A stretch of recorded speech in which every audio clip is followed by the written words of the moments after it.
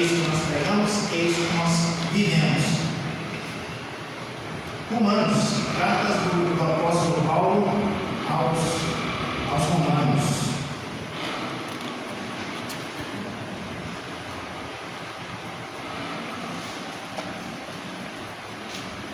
Capítulo de número 15.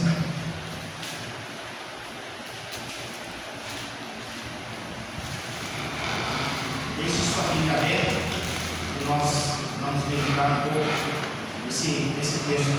É um texto que nós temos estudado, aqueles que têm frequentado a nossa escola bíblica dominical, nós já devemos estar quase um ano, né? A carta do apóstolo Paulo aos Romanos, e nós temos aprendido muito. Eu tenho aprendido muito. Então, assim, creio que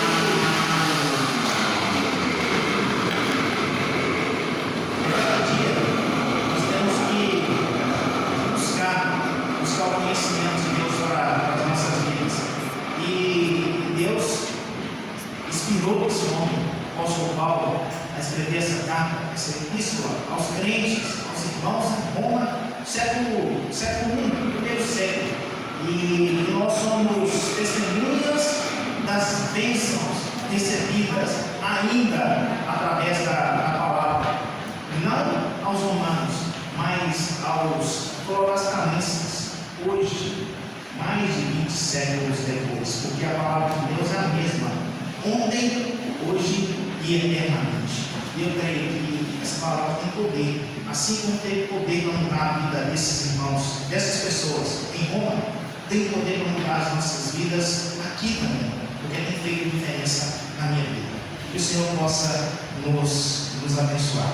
Essa carta que o apóstolo Paulo ele escreveu, ela apresenta a justiça de Deus.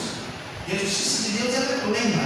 O homem, o pastor Márcio, ele disse aqui que nós vivemos uma parte da adoração. E nós vivemos de Deus sempre em parte. O apóstolo Paulo ele fala isso, né? Que nós vemos embaçado, um espelho, mas nós veremos o Senhor face a face. Na carta do apóstolo Coríntios ele escreve isso. E nós vivemos uma parte da justiça de Deus também. Nós conhecemos da justiça dos homens, aquela que os julga, aquela que os condena, absolve, nós conhecemos. Mas a justiça de Deus, ela é plena. E ela fala aos nossos corações aquilo que Deus tem para nós como justo. Aos nossos olhos pode parecer injusto, pode parecer incompleto, mas aos olhos de Deus pleno, perfeito e justo. Essa é a vontade de Deus, essa é a palavra de Deus. O apóstolo Paulo ele vem falar dessa justiça. Ele começa lá no capítulo 1 falando da justiça, uma justiça aplicada tanto aos judeus quanto também aos gentios, aos povos que foram alcançados posteriormente, que eram muitas vezes desprezados pela comunidade judaica, mas que esse homem se dispôs a pregar o evangelho do Senhor Jesus Cristo a eles, gentios, e essa palavra é a eles, tanto a judeus quanto a gentios. Todos eles, ambos, indesculpáveis diante de Deus.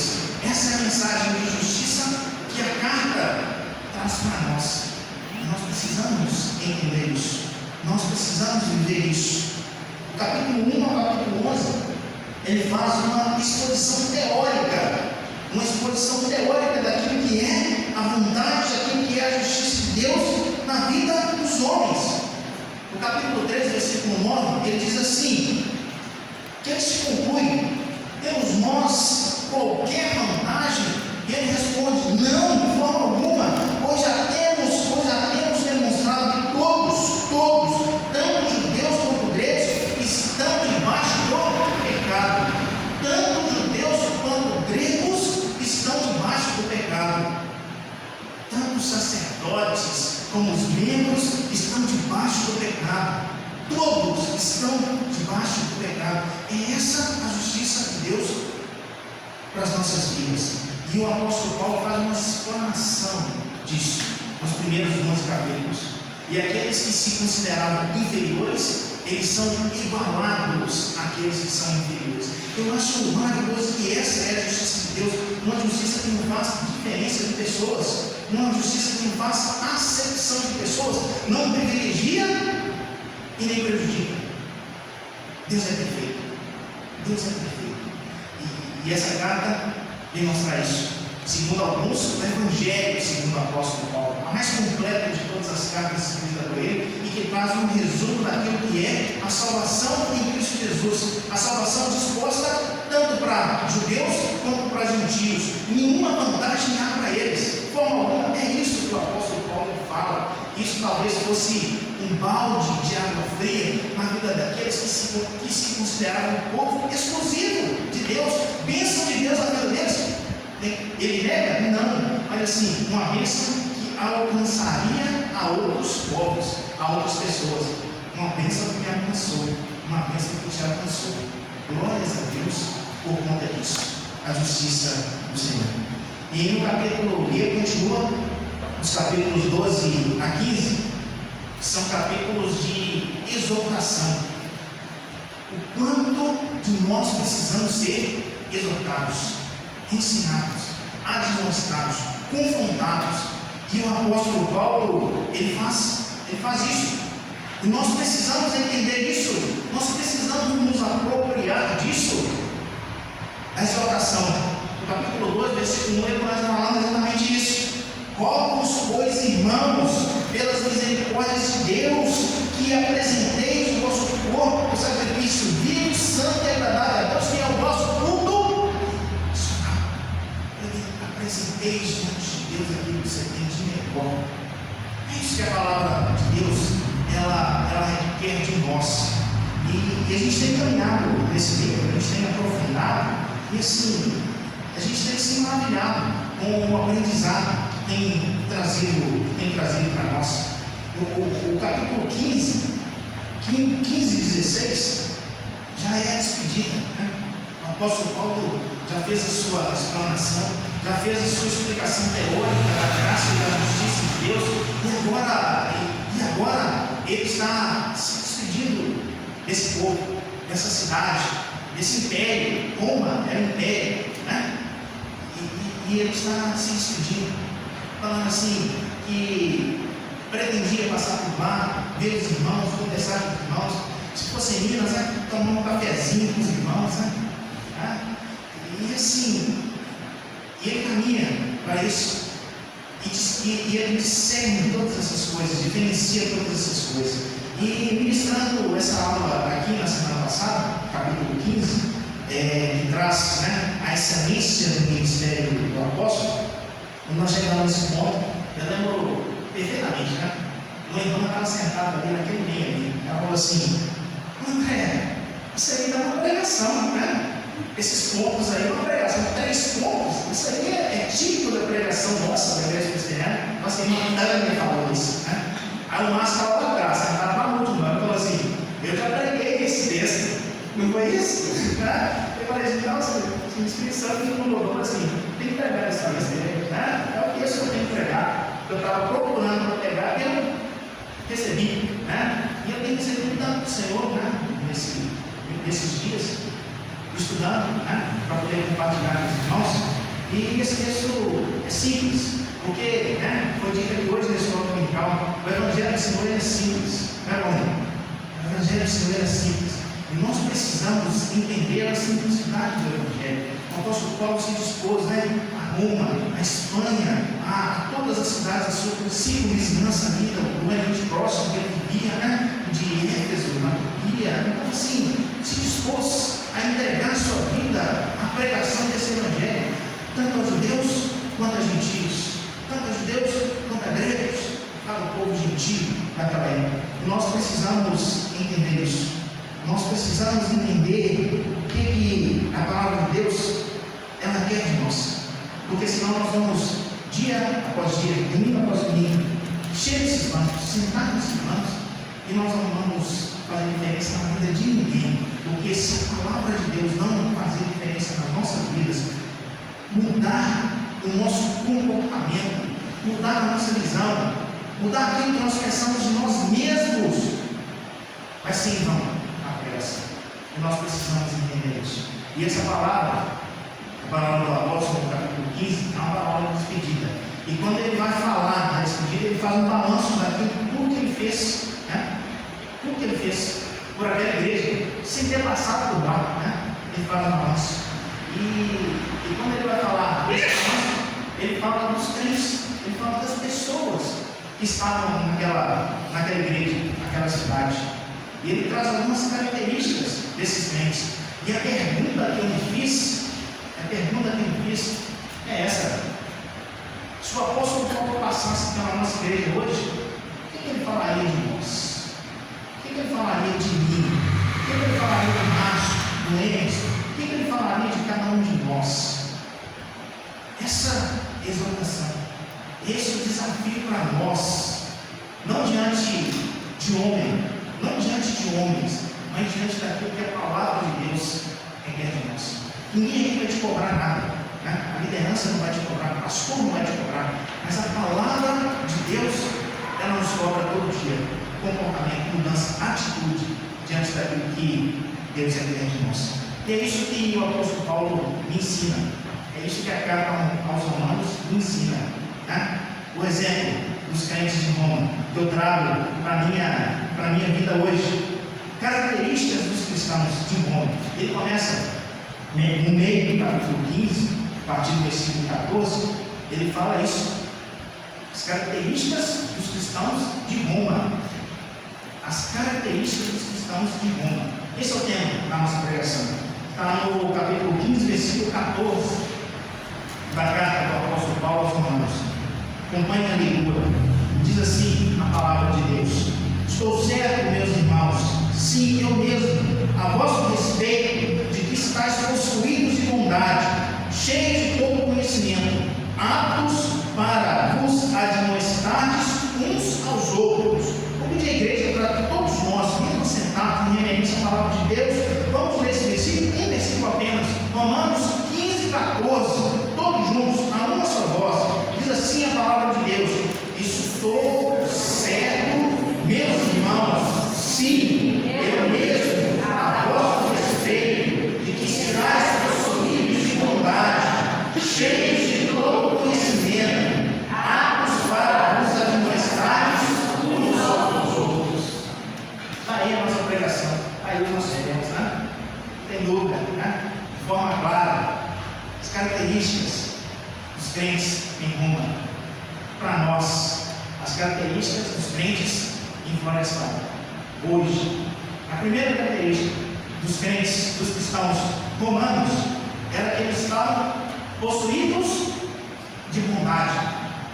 Eles estavam possuídos de bondade. Nós vivemos num mundo bom? É uma pergunta. Hoje, será que os romanos naquela época viviam num mundo bom? Também não. Mas essas pessoas, esses crentes, eles estavam possuídos de bondade. Interessante que essa afirmação mostra para nós que a bondade foi algo que eles buscaram, foi algo que foi concedido a eles. Sabe por quê? Eles foram possuídos pela bondade, possuídos pela bondade. Então, meus queridos, mesmo que nós, cada um de nós, sejamos pessoas más, e nós somos maus, não tem dúvida disso, nós somos maus. O Senhor coloca em nós esse espírito de bondade, para que nós possamos buscar o bem, para que nós possamos fazer o bem, para que nós possamos cumprir a vontade e a palavra de Deus nas nossas vidas, possuídos de bondade. É um desafio para nós hoje. E assim, quando Deus, na sua glória, olhar para a igreja de Florestal, Ele vê, Ele enxergar crentes possuídos de bondade. E o que significa isso? A disposição de investir tempo e energia para socorrer as outras pessoas em suas necessidades. A disposição para investir tempo e energia para socorrer outras pessoas em suas necessidades. É difícil ser bom? É difícil ser bom?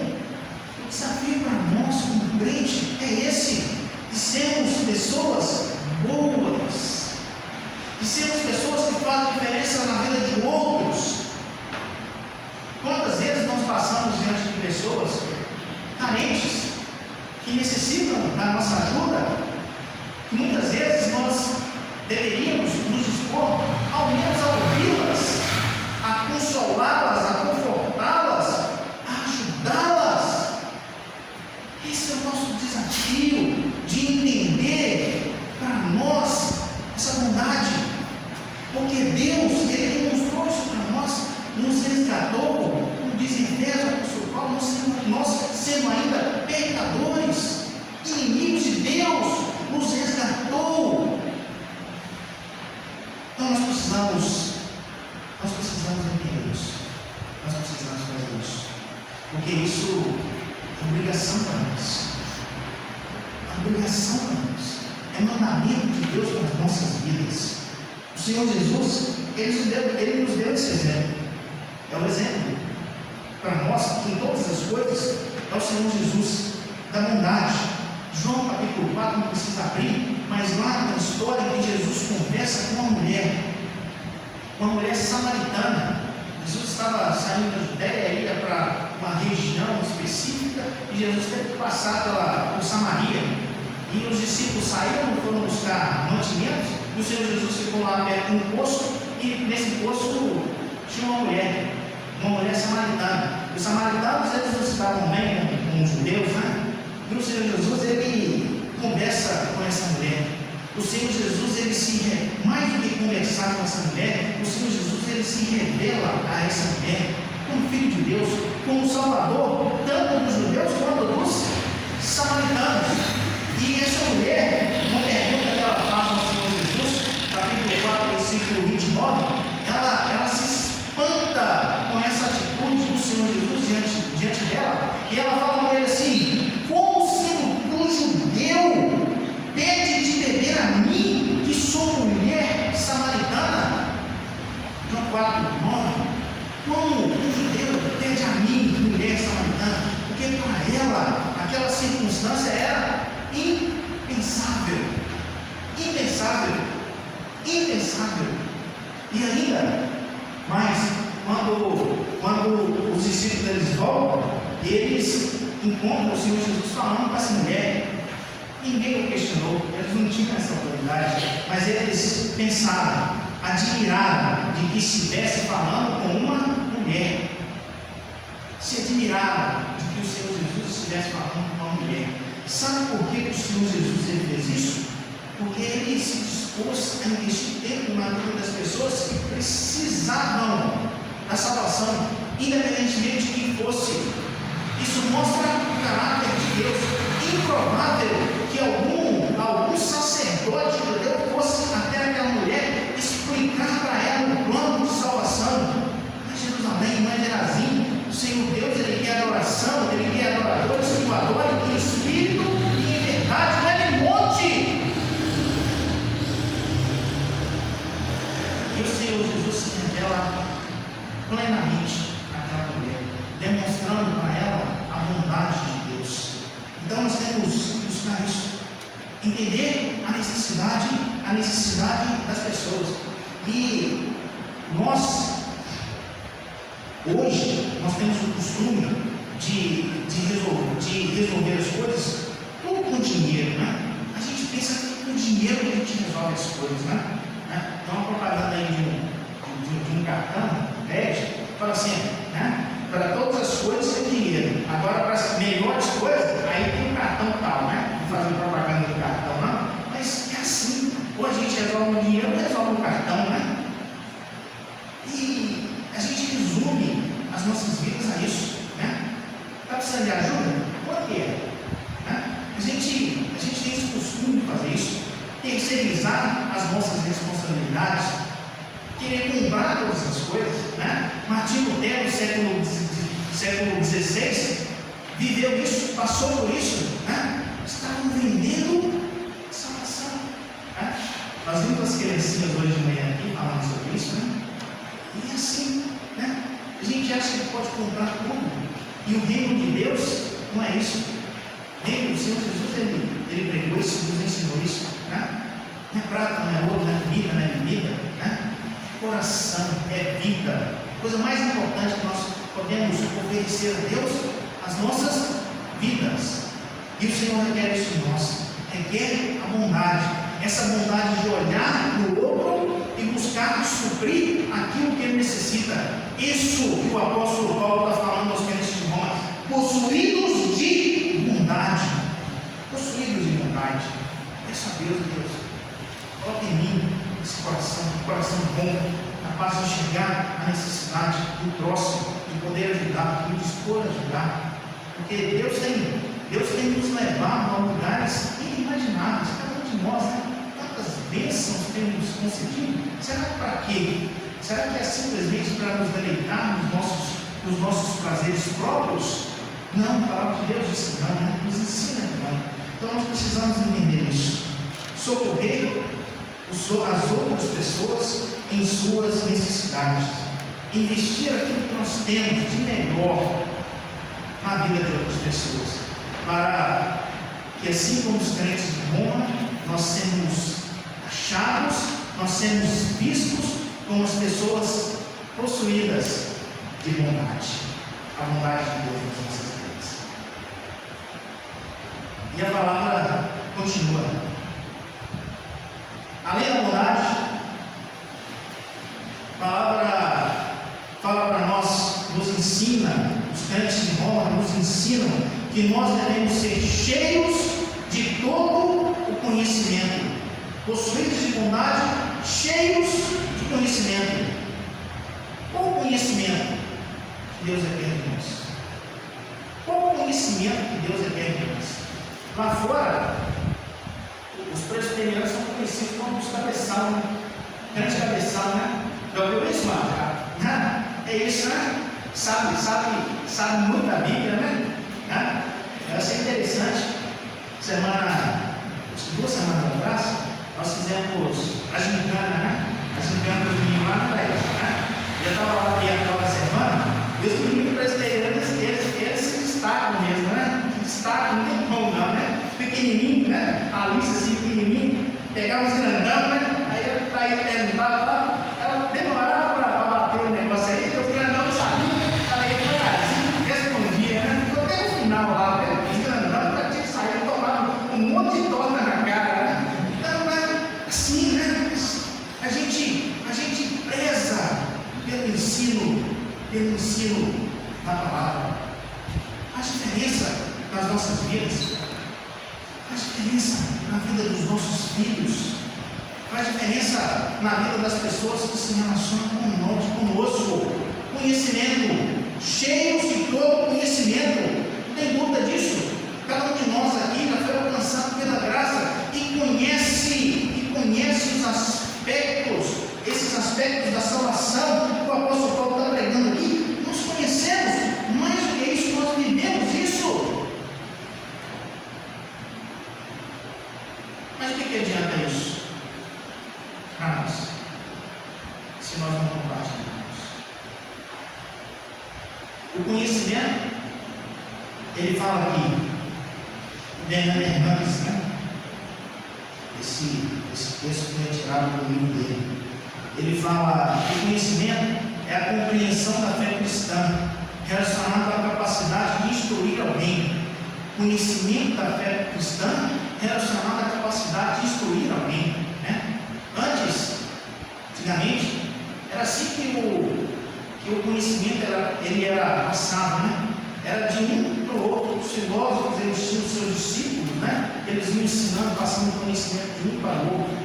Era assim, um discipulado, o que nós praticamos hoje, né? Nossa igreja, discipulado, essa caminhada conjunta. Então nós precisamos exercer essa capacidade de instruir, porque se nós tivermos conhecimento para nós, enchendo a nossa cabeça, os nossos neurônios, ligando as nossas sinapses, se nós não utilizarmos isso, não vai valer de nada, mas de nada mesmo, né? Vai ser como os baús que nós temos guardados na nossa casa, né? Cada um de nós tem os nossos baús com com aquelas coisas antigas, né?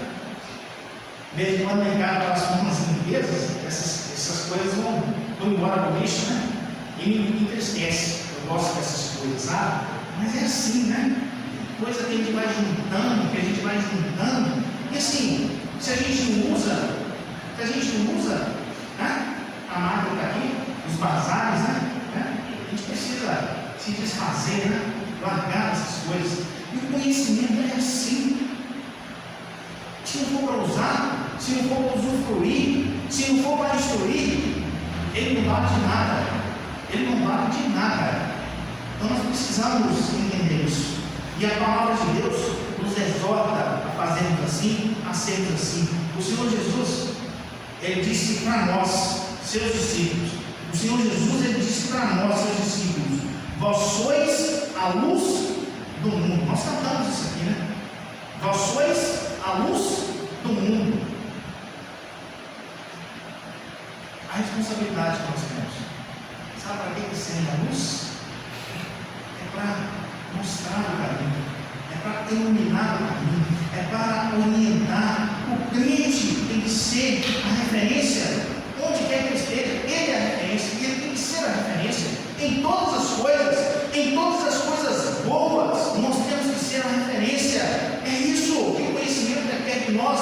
Nós somos luz desse mundo. Mateus 5,14, o Senhor Jesus faz essa revelação para nós, no Sermão do Monte, quando ele termina: vós sois a luz do mundo. Nós somos luz.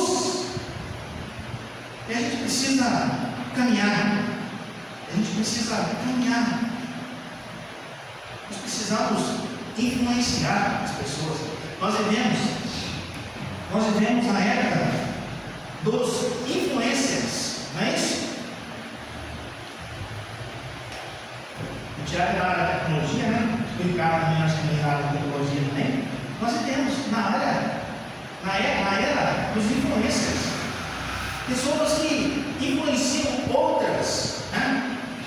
Eu estava vendo televisão lá em casa e até estava comentando, né? Aí depois estava falando comigo, né? Eu estava entrevistando uma pessoa, aí eu falei: qual é a sua profissão? Né? Ela falou assim: aí uma pessoa, uma mulher, falou assim: eu sou empresária, né? Mas só que a gente conhecia a vida da pessoa, mas não é empresária nada, né? Mas assim, todo mundo que não tem uma passão fala o quê? Eu sou empresário, né? Sou empresário, né? Mas assim, hoje, né? As pessoas são assim, nós temos hoje, antigamente as pessoas queriam ser o quê? Queria ser advogado, né? Queria ser engenheiro, queria ser médico, queria ser, né? Várias profissões, né? Hoje fala assim: eu quero ser influencer, né? Esse poder, né? que a mídia traz de alcance milhões de pessoas, né? Então assim, esse é o poder que nós temos que ter, o nosso conhecimento, de influenciar as pessoas, não fazer aquilo que a gente quer, não para vender produtinho no Instagram, mas para influenciar as pessoas a seguir o caminho da verdade, o caminho da justiça, que é pregado na palavra de Deus. Isso é a influência que nós temos que ser na vida das pessoas. Eu tenho uma regra na minha vida, né? Isso é pessoal para mim, né? Porque assim, as pessoas, elas não têm que vir a Deus por mim, por minha causa. Elas vão vir pelo chamado que Deus tem para a vida delas, pelo Espírito. Eu sou instrumento na vida delas, mas eu também não posso afastar as pessoas de Deus. Assim, a igreja lá daquele fulaninho lá, eu não vou lá de Deus, eu conheço, eu sei como é que ele é, eu sei como é que ele é fora. Nossa, nenhum de nós pode ser assim. Então, meus irmãos, essa é a nossa responsabilidade, o conhecimento, de influenciar as pessoas que estão lá fora perdidas e precisam dessa luz. A luz que não é nossa, a luz é do Senhor, de Deus, nas nossas vidas. É isso que o apóstolo tem nos ensinar. Ele termina. Terceiro ponto, falando da igreja dos crentes romanos em Roma, ele fala que eles devem ser aptos para o pastoreio mútuo. Aptos para o pastoreio mútuo, admoestar-vos uns aos outros. Admoestar-vos uns aos outros. Nós temos vivido uma época em que nós não aceitamos ser admoestados. Sabe o que significa essa admoestação, essa palavra admoestar? Corrigir, é correção. Nós vivemos uma época que nós não podemos corrigir. Os pais não podem corrigir os filhos. O pastor corrigir o membro de igreja, de forma alguma. Nós temos uma época em que nós não queremos ser admoestados, confrontados nos nossos erros. O apóstolo Paulo ele fala isso aos crentes de Roma, aptos para o pastoreio mútuo, para admoestar uns aos outros. É por isso que nós somos luz, queridos. É para orientar, é para admoestar, é para confrontar. E a palavra de Deus, ela é clara. Deus ele tem nos capacitado para instruir uns aos outros, para instruir outras pessoas. E essa vontade conjugada com o conhecimento, ela nos habilita a sermos admoestadores e admoestadores eficazes, porque eu vou admoestar não é com aquilo que eu penso, não é com aquilo que eu faço, mas eu vou admoestar pautado na palavra de Deus, pautado no que a palavra de Deus requer de mim como profissional, o que a palavra de Deus requer de mim como marido, o que a palavra de Deus requer de mim como pai, o que a palavra de Deus requer de mim como crente. É isso a demonstração, é isso a advertência. Então nós temos que estar preparados para isso. O texto de Mateus, ele continua, e nós vamos utilizar ele para essa parte da nossa exposição. Pastoreio mútuo, a demonstração uns aos outros. O Senhor Jesus ele fala assim: vós sois a luz do mundo, não se pode esconder a cidade edificada sobre